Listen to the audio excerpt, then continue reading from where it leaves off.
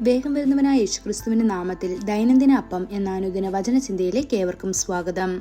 ഇന്ന് അവനു വേണ്ടി എന്ന വിഷയത്തെ ആസ്പദമാക്കി ചില കാര്യങ്ങളെ നമുക്ക് ചിന്തിക്കാം.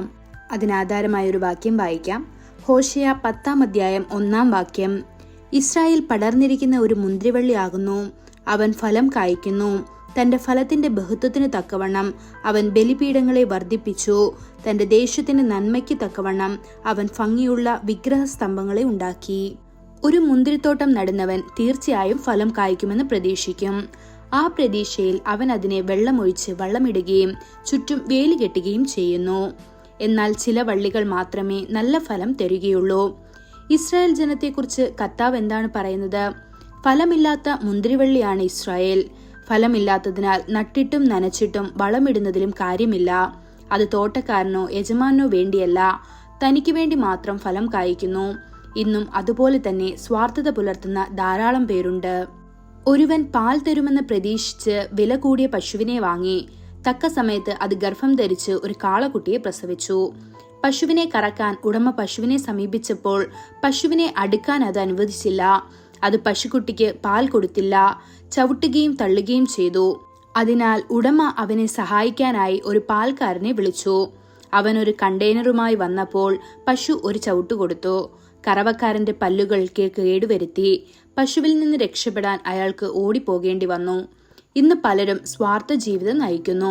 ദൈവം അവരെ അനുഗ്രഹിക്കുകയും അവർക്ക് നല്ല വിദ്യാഭ്യാസം നൽകുകയും അവർക്ക് ജോലി നൽകുകയും ചെയ്യുന്നു. എന്നാൽ അവർ പണം സമ്പാദിക്കാൻ തുടങ്ങുമ്പോൾ അവർ അതെല്ലാം സ്വയം ചെലവഴിക്കുകയും കർത്താവിന്റെ ശുശ്രൂഷയ്ക്കോ സുവിശേഷ പ്രവർത്തനങ്ങൾക്കോ ഒന്നും നൽകാതിരിക്കുകയും ചെയ്യുന്നു. തങ്ങളുടെ സമ്പാദ്യത്തിന്റെ കർത്താവിന്റെ പങ്ക് അവർ മാറ്റിവെക്കുന്നില്ല.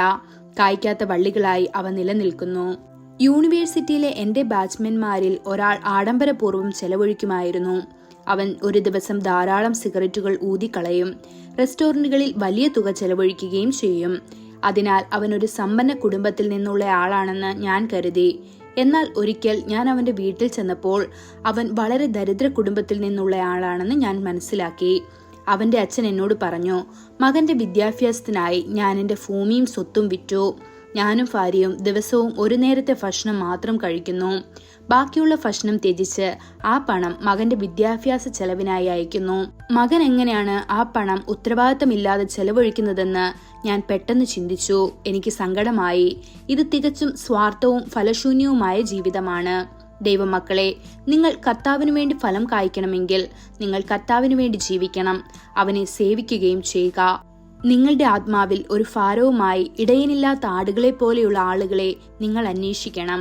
നിനക്കായി അടിമയുടെ രൂപം സ്വീകരിച്ച കർത്താവായ യേശു തന്നെ താഴ്ത്തി ക്രൂശിൽ മരിക്കുകയും അവന്റെ അവസാനത്തുള്ളി രക്തം പോലും നിനക്കായി നൽകുകയും ചെയ്തു. നിങ്ങൾ അവനു വേണ്ടി ഫലം കായ്ക്കില്ലേ? അതിനായി ദൈവം നമ്മെ ഓരോരുത്തരെയും സഹായിക്കുമാറാകട്ടെ. കൂടുതൽ ധ്യാനത്തിനുള്ള വാക്യം 1 കൊരിന്ത്യർ 9-ാം അധ്യായം 7-ാം വാക്യം. സ്വന്തം ചെലവിന്മേൽ യുദ്ധസേവ ചെയ്യുന്നവനാർ? മുന്തിരിത്തോട്ടം ഉണ്ടാക്കി അതിന്റെ ഫലം തിന്നാതിരിക്കുന്നവനാർ? ആട്ടിൻകൂട്ടത്തെ മേയിച്ച് കൂട്ടത്തിന്റെ പാൽ കൊണ്ട് ഉപജീവിക്കാതിരിക്കുന്നവൻ ആർ? ഇന്നത്തെ ബൈബിൾ വായന രാവിലെ സങ്കീർത്തനങ്ങൾ 23, 24, 25 അധ്യായങ്ങൾ. വൈകുന്നേരം അപ്പോസ്തല പ്രവൃത്തികൾ 21-ാം അധ്യായം 18 മുതൽ 40 വരെയുള്ള വാക്യങ്ങൾ. ആമേൻ.